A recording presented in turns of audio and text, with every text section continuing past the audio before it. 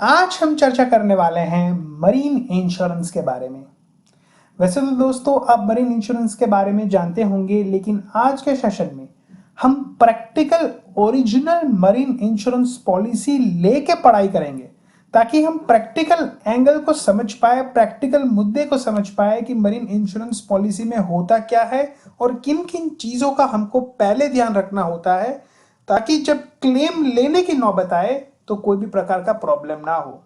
बहुत ही interesting video रहने वाला है, तो चलिए दोस्तों बिना किसी टाइम वेस्ट करे सीधा शुरू करते हैं।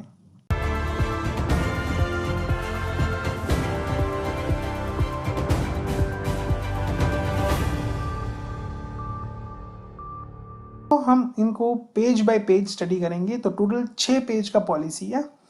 तो उनमें सबसे पहले आता है एजेंट का डिटेल्स, यानी कि एजेंट यानी कि यहाँ पर जो इंश्योरेंस एजेंट होता है जिससे आप पॉलिसी परचेज करते हो उसकी डिटेल्स यहाँ पर आती है।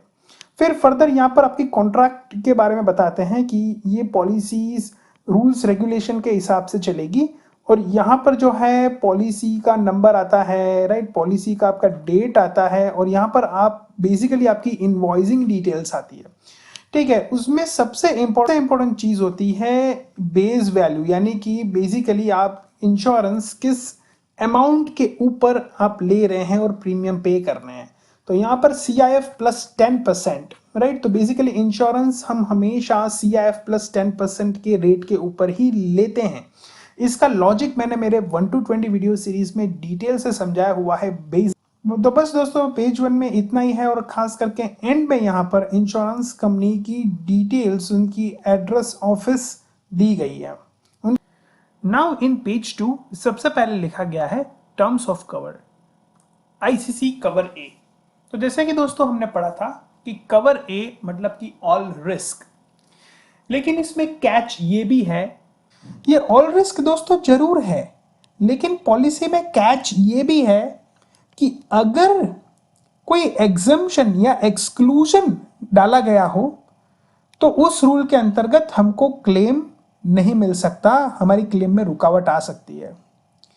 इसलिए यहां पर बाय डिफॉल्ट कवर ए में बहुत सारी चीजें रिमूव्ड हो सकती है जो हमको सब्जेक्ट टू पढ़ना पड़ेगा और उसमें हमको, अगर हमको फिर भी ये बेनिफिट्स चाहिए तो उसमें जो भी एलिजिबिलिटी पॉसिबल होगी उसका कंपनी एक्स्ट्रा प्रीमियम लेती है, राइट। उसके बेसिस के ऊपर से वो हमको वो एडिशन देगी।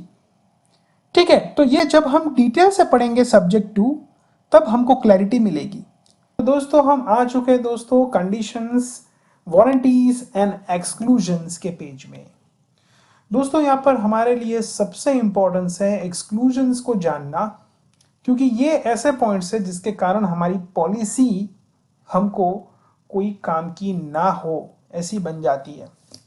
तो सबसे पहले ये समझना है हमको कि जब भी कोई भी प्रकार का सैंक्शन है और प्रोहिबिशन है यूएस के द्वारा, UN के द्वारा, यूरोपियन यूनियन के द्वारा या इंडियन गवर्नमेंट के द्वारा, तो ये जो है ये एक्सक्लूड हो जाएगा from the scope of this policy, यानी कि ये पर नहीं होने वाला है चाहे भले भी आपकी पॉलिसीज हो, राइट।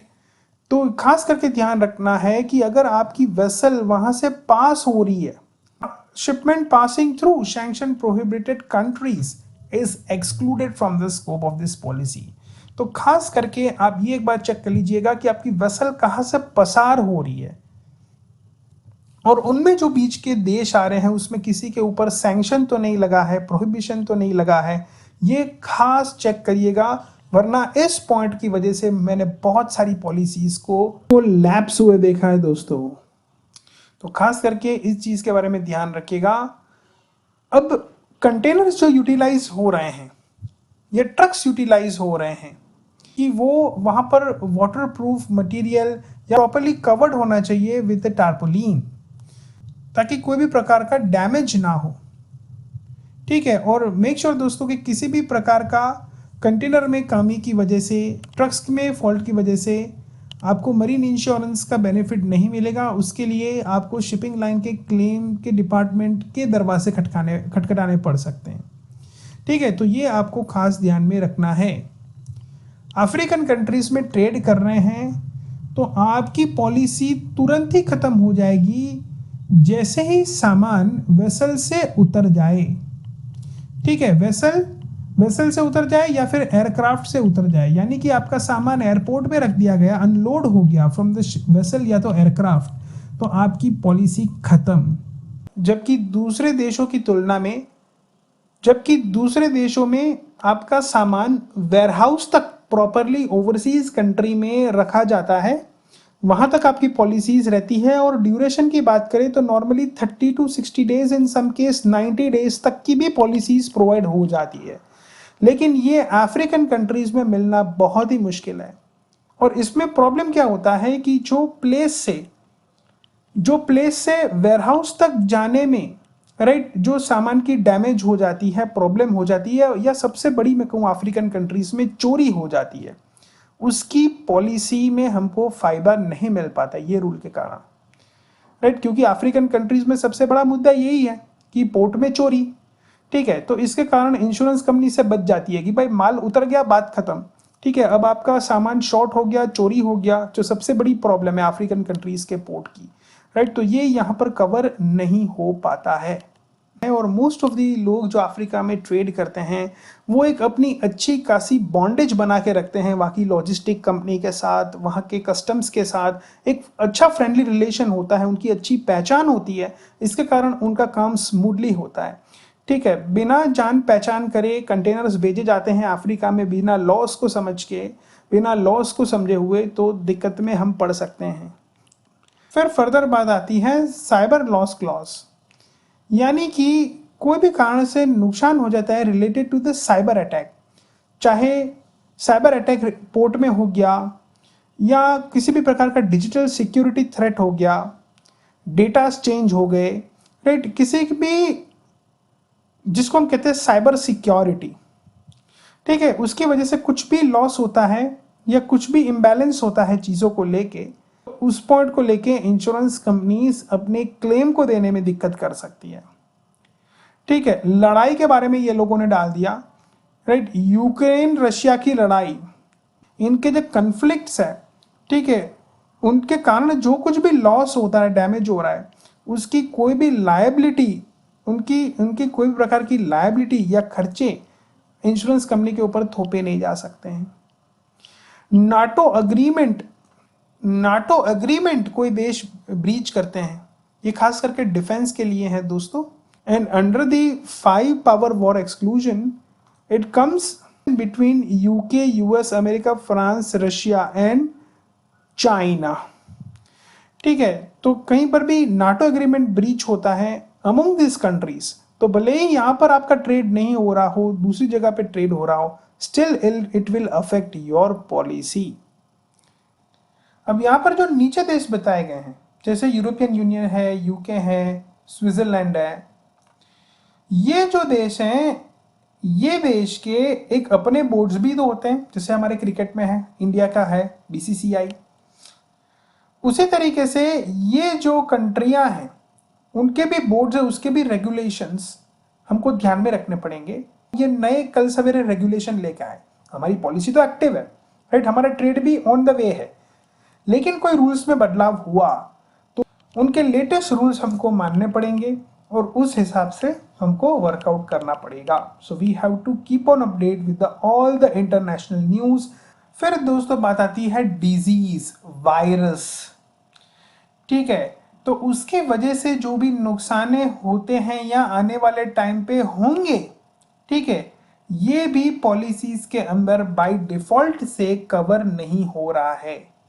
लेकिन दोस्तों ये सारा चीज आपको पढ़ के समझ के थोड़ा डीमोटिवेशन फील हुआ होगा, लेकिन दोस्तों यहाँ पर मैं आपको डीमोटिवेट करने नहीं आया हूँ, ये यहाँ पर मैं आपको प्रैक्टिकल सॉल्यूशन देने आया हूँ कि यहाँ पर आप जब गो थ्रू करेंगे तो आपको समझ में आएगा कि भले ही वो पॉलिसीज के अंतर्गत नहीं है, लेकिन अगर इंश्योरेंस कंपनी चाहे और अगर आप बात करें तो इंश्योरेंस कंपनी अपने दायरे में ले रह के एडिशनल प्रीमियम को ले सकती है, राइट, नॉर्मल प्रीमियम से थोड़ा एक्स्ट्रा प्रीमियम ले सकती है, इनमें से सर्टन क्लॉज जो एडेड नहीं है बाय डिफॉल्ट, लेकिन फिर भी प्लस आपके पॉलिसी में एड ऑन कर दिए जाएंगे। तो इस पेज में हम समझेंगे एक्सेस पेबल प्रीमियम के बारे में। तो जैसे दोस्तों होता है, हमने फ्राइट में भी देखा था, फॉर एग्जांपल वॉल्यूमेट्रिक वेट और gross weight whichever is higher. उसी तरीके से ही ऐसा है राइट कि परसेंटेज ऑफ सर्टन कंसाइनमेंट या फिर fix amount whichever is higher they will charge. Policy duration है 90 डेज यहाँ पर दिया गया है। नाउ ये दोनों चीजें इंपॉर्टेंट है, हालांकि खास करके लॉस और डैमेज होता है तो हम कहां पर रिपोर्टिंग करें। तो उसमें दो एजेंट होते हैं, एक सेटलिंग एजेंट होता है और दूसरा होता है क्लेम्स रिप्रेजेंटेटिव। इन दोनों के अलग अलग रोल होते हैं, यानी कभी कभी एक ही ऑफिस में ये दोनों मिल जाते हैं, दोनों डिपार्टमेंट मिल जाते हैं, या अलग अलग भी हो सकता है। लेकिन ये समझना जरूरी है कि कहां पर किस वर्क के लिए कहां जाए, तो दोनों के बीच में डिफरेंस है। खास करके जो सेटलमेंट एजेंट्स है ये फाइनेंशियल ट्रांजैक्शन मेनली हैंडल करते हैं, जैसे प्रीमियम को कलेक्ट करना या फिर क्लेम पास हो चुका है उसको देना।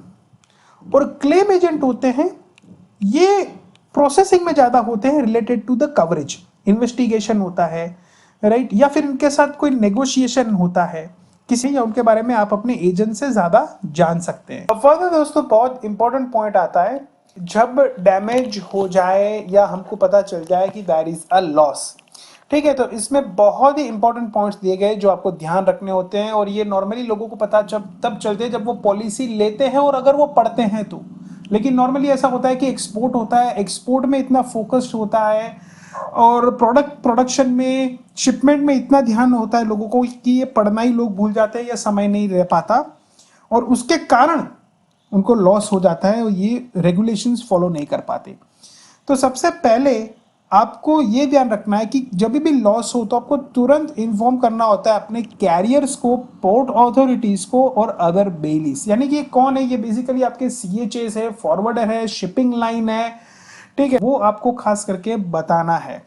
अदर जो है यहाँ पर एक कॉमन इंस्ट्रक्शन दी गई है कि अगर प्रोडक्ट डाउटफुल कंडीशन में है, ठीक है, तो कभी भी क्लीन रिसिप्ट देना नहीं बनता है किसी को भी।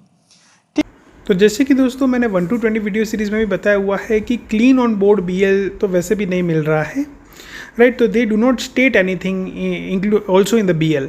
तो यहाँ पर क्लीन रिसिप्ट का तो सवाल ही पैदा नहीं हो रहा है। मोस्ट ऑफ द केसेस में we never get it because उनको जो कंटेनर मिलता है वो सील कंडीशन में मिलता है, ठीक है।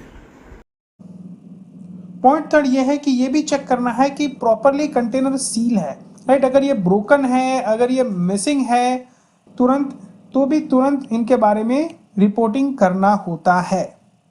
जब भी लॉस आइडेंटिफाई होता है सर्वेयर की हेल्प से सर्वे कंडक्ट करवाना होता है। क्या हुआ, आपके फॉरवर्डर, शिपिंग लाइन, एयरलाइन, जो कोई भी मीडिएटर है जो गुड्स को इधर उधर लेके जा रहे हैं, उनको आप 3 दिन के अंतर्गत आपको ये जानकारी देनी होती है of delivery, 3 days of delivery if the loss और damage was not apparent at the time of taking the delivery। Sure दोस्तों कि आप 3 दिन भी मत लीजिएगा, आप एज अर्ली एज पॉसिबल करिएगा, क्योंकि जितना जल्दी आप करेंगे उतने आपके पोर्ट के खर्चे बच पाएंगे। फर्दर उसमें जो कुछ भी चीज कम पाई जाती है तो शॉर्टेज का सर्टिफिकेट भी अटैच आपको करना होता है, डैमेज के प्रूफ राइट, फोटो वीडियो। खास करके ये ध्यान रखिए कि अपने बायर को बता दीजिए, और मैं तो मेरे क्लाइंट्स को बता देता हूं कि बायर के समक्ष जो आपका कॉन्ट्रैक्ट हो उसमें ही लिख दीजिए। एक मेरा कॉन्ट्रैक्ट का वीडियो भी है, वो खास आप दिखेगा कि बायर के साथ कॉन्ट्रैक्ट कैसे कराना है, ये भी बहुत जरूरी है, उसका डिटेल से वीडियो हमने बनाया ही है। तो वो जब आप चेक करेंगे तो उसमें हमने ऐसे भी मुद्दे डाले हैं कि जब कंटेनर आपका ओपन होता है उस टाइम पे वीडियो रिकॉर्डिंग होनी चाहिए, ताकि सील ब्रेकिंग भी राइट प्रॉपर वीडियो कॉलिंग के थ्रू या वीडियो रिकॉर्डिंग के थ्रू हो, जिसकी रिकॉर्डिंग फुटेज हमारे पास रियल टाइम की हो। आपको कहीं पर भी क्लेम लेने जाना हो तो इतनी दिक्कत का सामना ना करना पड़े। पैकेजिंग की कोई भी प्रकार की आपको डिफेक्ट दिखती है अंदर बाहर से, वो भी आपको रिपोर्टिंग करनी होती है। और सबसे इंपॉर्टेंट चीज कि ये जो रिपोर्टिंग करनी होती है ये आपको रजिस्टर्ड पोस्ट के थ्रू करनी होती है, ठीक है, जहां पर एक एक्नॉलेजमेंट भी आ जाती है कि रिसीवर ने ये आपकी पोस्ट रिसीव की। जो आता है ना पोस्टमैन, वो सिग्नेचर भी लेता है ना, ठीक है। तो उसी तरीके से आपको ये रजिस्टर्ड पोस्ट के थ्रू डिलीवर करनी है, कंप्लेंट्स करनी है अलोंग विद द ईमेल्स, ताकि सर्टिफाइड हो जाए कि आपने उनको तुरंत ही पोस्ट के थ्रू भेज दिया था और उनका एक्नॉलेजमेंट भी सिग्नेचर के थ्रू आ गया। अब यहाँ पर बहुत ही महत्वपूर्ण इंफॉर्मेशन दिया गया है that is related to the survey, कि अगर यहाँ पर आपको सर्वेयर नहीं मिल पाता है या सर्वे कंडक्ट नहीं हो पाता है तो आप नियर बाई लॉयड एजेंट को अप्रोच कर सकते हैं। लॉयड्स भी एक कंपनी है, तो ये बेसिकली टाटा की पॉलिसी है, आपको अपनी पॉलिसी चेक करनी पड़ेगी। और अगर आपको ये इंफॉर्मेशन नहीं मिलती है तो आपको पहले से अपने एजेंट से इसके बारे में क्लैरिफाई कर लेना है, ठीक है। और last but not the least, कौन कौन से डॉक्यूमेंटेशंस हमारे पास होने चाहिए ताकि हमारा क्लेम कभी अटके नहीं। Most important thing is the documentations. तो खास करके ओरिजिनल पॉलिसी और certificate of insurance, original policy चाहिए।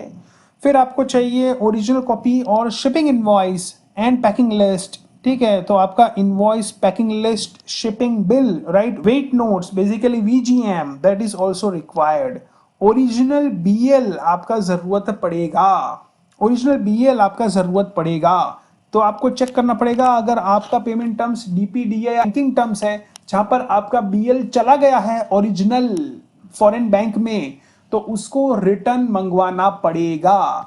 अगर ओरिजिनल बीएल आपके हाथ में नहीं है दोस्तों तो दिक्कत होगी आपको क्लेम लेने में। तो आपको वो ओरिजिनल कॉपीज जो है वो फॉरेन बैंक, यहाँ पर इंडियन बैंक से आपको स्विफ्ट मैसेज भेजना पड़ेगा।